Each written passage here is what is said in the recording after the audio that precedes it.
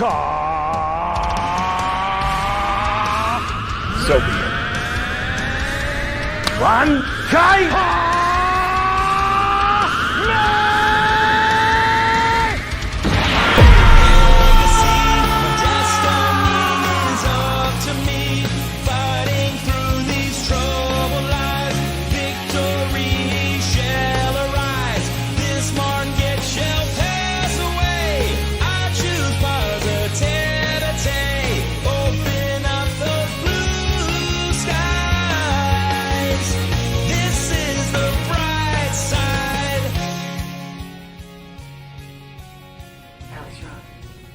What? It doesn't mean so. What are you talking about? It's not my time. Oh. We're doing this again. All right. Hello, everyone, and welcome to the bright side. Happy New Year. Alec and Alec B have apparently developed superpowers and are currently locked in a cosmic battle for control of the bright side. While they settle their differences, I will once again be your host, Alex Hansen. You heard me right. Today I'm going to take my therapist's advice and embrace the X. And by X, of course, I mean the letter, not that cold-hearted snake Bethany who broke my heart in 3rd grade. Jeffrey, I'll never forget. But I digress. Our top story today, let's take a look out in the field. What do you mean? They're literally shooting laser beams at each other. How is that not our top story? Oh, you're building viewer tension, suspense. You know they could just fast forward. This is the internet. You want me to stop breaking the fourth wall? Fine, I'll do it your way. I'm just doing what he told me. In other top news, a recent Fannie Mae survey found that homeowners' reluctancy to sell may not be entirely related to interest rates. It's easy to assume that people are staying put because of record low interest rates they locked in a couple years ago. But the study also found that 29% of people just want to stay near their friends and family. Like this guy, because I've got tons of friends. Is it tough for lenders when there are fewer homes to sell on the market? You're darn right it is. But is it awesome to see people thriving in their communities? You bet. This is why we do what we do, people. Can I send it to the field now? One more story. Okay. Looking into 2024, people are asking, is the real estate market going to crash? Seems like we can put that worry to bed. Even with interest rates near 23-year highs. CoreLogic data, alongside the National Association of Realtors, continues to report modest upticks in the median home price quarter over quarter, alongside a lack of supply in housing and demand remaining strong. Economists nearly all agree we won't be seeing a housing crash anytime soon. Okay, it's finally time. The sponsor, this early in the, I know the drill. I'll read it, but it's just them that you're stringing along. Okay, all right, fine. Today's sponsor is Cliffhangers. Whoa. All right, looks like I'm on again. Guess I'll carry the entire team on my back.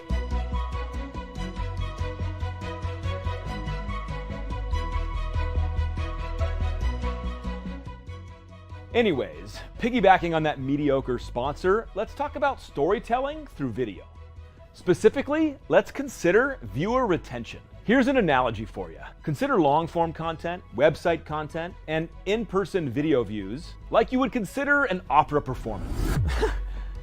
Viewers coming to watch your video, they're already bought in. They've intentionally sought out your video and they're ready to watch. They may interact and they're likely to stick around to the end. Here, you have some room to let your story breathe. You can include longer arcs, subplots, and build towards the climax. Whew.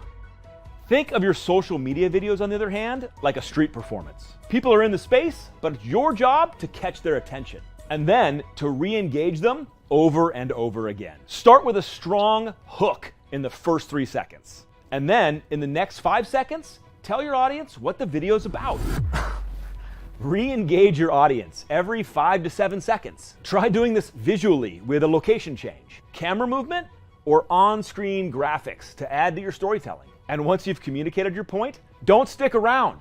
Go ahead and get out. Finally, for SEO-driven content, that's a bit more like a music festival. Viewers have searched for your content, chosen your video, and plan to watch it through to the end. But you need to give them what they want, or they'll just go to another video. Don't include too much fluff here. Tell your viewers exactly what you're going to cover in the video, and then cover it. Be creative, keep your information clear, and make sure everything you include adds value to your viewer.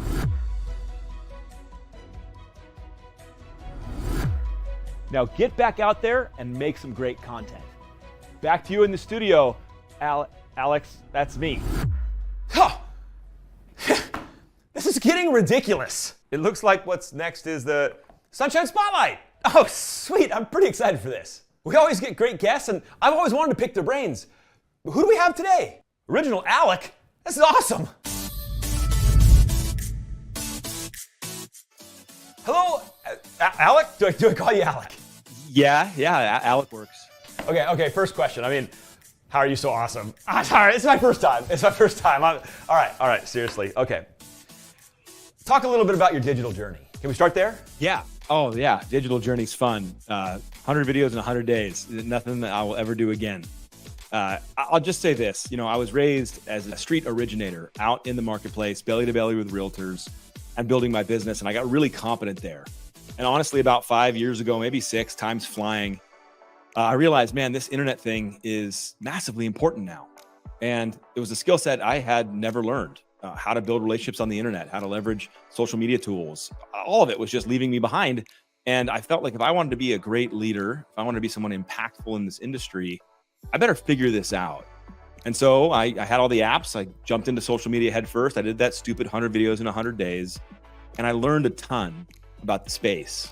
I always like to say, I don't know everything. I'm not some guru. I'm just a practitioner. I'm trying to figure it out along with everybody else. But I'll tell you that my personal journey into the digital space transformed my career and my business. And I have so much passion around it because I know it can do the same for every other originator out there. So wait, why did you get started? And why is this so important for the industry? Well, like I said, I got started because I saw the world changing. I built my entire business relationally, belly to belly, and all of a sudden now the world is staring at these tiny screens and they're diving into social media. And I wasn't there and my sales team wasn't there, and I just knew this was massively important. So I got into it and I decided to give back to the industry the best way I knew how, which was I just made content. I shared ideas. Some of them are wacky and wrong. Some of them are directionally right. Some of them are awesomely right and are very important. And I learned along the way that being a practitioner, being in the space will teach you more than any book or guru or podcast out there in the world. Actually doing the work will help you advance your own career. In fact, I don't think I'd be a CMO today if I didn't figure out this game 5-6 years ago. And I'll just layer this comment in. I don't have it all figured out. I'm still figuring it out because it's a process and the world's still changing. And I think the second people think they have it figured out, they've missed it. And I put all my learnings out there for free. It's all on the internet. You can download it anywhere on. You go to my YouTube channel, check out social media. I'm just sharing my path with the world around. So besides everything on the internet and the website and all this stuff, you wrote a book. Tell me about the book. Yeah. So bypassed, it was the word that I kept falling back on as I was looking at the book and looking at this world. The local professional, as the world's gone digital, and I kind of call it like the world's gone internet first. In the past, when you needed something, you called your friends, you called your parents, you called the realtors down the street, you called the local people, you got referrals.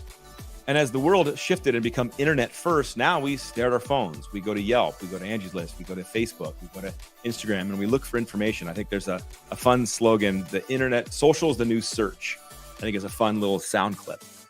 And so Bypassed was really this theme of I'm picturing myself as an originator in the streets, running around, trying to build relationships and realizing everyone's staring at their phone the whole time and not paying attention to me. And so kind of as a gift back to the world, Bypassed came into existence. And the book is relatively inexpensive, but 100% of the proceeds go to Freedom Alliance to support our veterans. And the reason I've done that and have done that since the book came out was because I was massively poured into by incredible mentors as I grew up in this industry. And so this is my way to give back. And if I can do that by donating a little money along the way to the veterans who made this all possible by their sacrifices, then it's all worth it to me. So what I want to do in this ridiculous interview of myself is anybody that wants a free copy of Bypassed to just comment Bypassed on any of the social media you're watching this at. And I will absolutely hook you up with a direct message and I'll get your address and I'll send you a free copy of Bypassed. And if you're a full psychopath, I do have some audiobook options where I read and narrated the own book on Audible. And I'm happy to give you a copy of that as well. So write down Bypassed or send me a DM Bypassed and I'll get you hooked up. And you're giving it away for free. That's incredible. God, you are so good looking. And humble. Oh my God, you're the full pack. You lost weight too. You look so, look, I'm doing it again. I'm fanboying. It's my fault. Look, any final message you have, any words of encouragement for the viewers out there? Yes, I have one resounding truth that I want everybody to hear. I get general feedback all the time when I push people into video or into social that they don't know what to say and all those funny excuses. But when I carve down through that, it hits on things of worth. People don't think they're worth it. People don't think they have something worth saying. People will say things like, well, I got a face for radio or all that fun stuff. And people don't like how they look and how they sound. And my biggest encouragement, I wish I could reach through the internet and grab you right now and tell you this and have it burn into your soul. There's an audience for everybody. And I really believe that. And I'll tell you one small story. There's if you've ever taken the DISC personality profile test, there's two personalities that stand out as kind of polar opposites. There's the D, which is the down to business, the driver. You can tell I got a lot of that in me. They're the person that doesn't want details. They want results. They want the bottom line. Punch it, hit me with it. Let's go, move on. And the other side of that equation, you have the engineer-minded person. You have, I think it's the S and the C. And the fact that I don't even know if it's an S or a C tells you how much of a D I am. But that personality type wants to slow down. That personality type wants the details. That personality type doesn't enjoy a salesperson. They don't want to be sold. Great salespeople love to be sold, but they don't want to be sold. They want to be walked through. They want to be explained. They want to have time. And so those people are oil and vinegar. They exist on polar opposite ends of the sales spectrum. And I can tell you, though, that somebody who pauses and takes their time and speaks slowly and accurately is so highly valued by the people that value that. And at the same time, that person, D's have a hard time with that person because they're like, will you just get to the punchline? Can you tell me the bottom line? Stop with the details. Give me the punchline. And they don't always enjoy each other's presentation styles. And that small example is enough for me I could go on for hours on this, but is to encourage you that how you see the world, whether you're detail-oriented, charismatic, whether you're monotone or you're loud and funny or you're dancing on the internet or you'd rather just explain things in simple human terms, there's an audience for everybody. And the one thing I've learned in my personal experience into social media is that is an absolute truth. And your job is to find your voice in that space. Because once you do, and you unleash your real authentic self, your whole business and your whole world changes. Hey, Alec, thank you so much for your time. Oh, all right. Well, my producers are telling me that it's time to go check in on Alec and Alec B, is what I want them to be telling me. But instead, we got to kick it to Al Chanson at the Bright Side Worldwide. Al? Thanks, Alex. I'm Al Chanson, and I'm here to brighten your day with the Bright Side Worldwide. Up first, if children are the future, I feel pretty great thanks to a young man in Virginia. 14-year-old Hemant Beckel recently won an award from 3M's Young Scientist Challenge for developing a bar of soap that treats skin cancer. Having immigrated to the U.S. from Ethiopia, Beckel was inspired by his people's constant exposure to the sun with little awareness of the dangers that come with it. Skin cancer impacts 1 in 5 people around the world, and this young man decided to do something about it. His $8 bar of soap is designed to treat milder forms of cancer by using nanoparticles that release cancer-fighting drugs that are activated by the body's immune cells. Hemant, you're an inspiration to us all. Up next, check out Canadian entrepreneur Marcel Lebrun. Lebrun recently used funds from the sale of his successful social media monitoring company to build 99 tiny homes to address the homelessness issue in his community. And he doesn't stop at housing. The 12 Neighbors community also offers on-site employment opportunities to residents. Thanks, Marcel, for offering a helping hand to the people around you.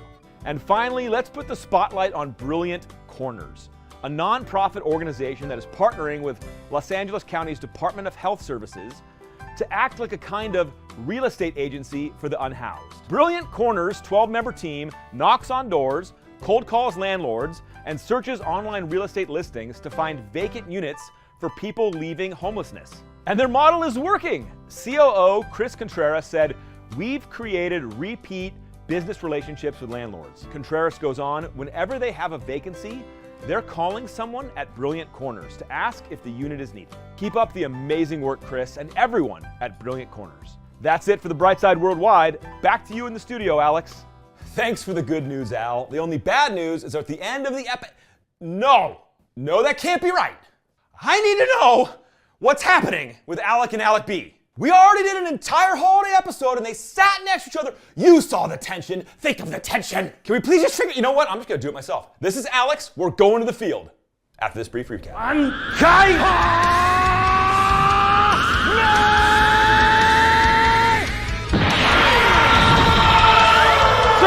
Sir. It's grossly over budget. Got special effects.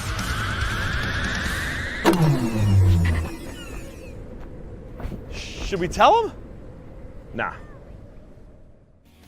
Huh. I guess that's our show. Man, are those guys going to be embarrassed when they get back in the studio? Well, from everyone from our news team, I'm Alex Hansen. I'm Al Chanson. And we'll see you next time on The Bright Side.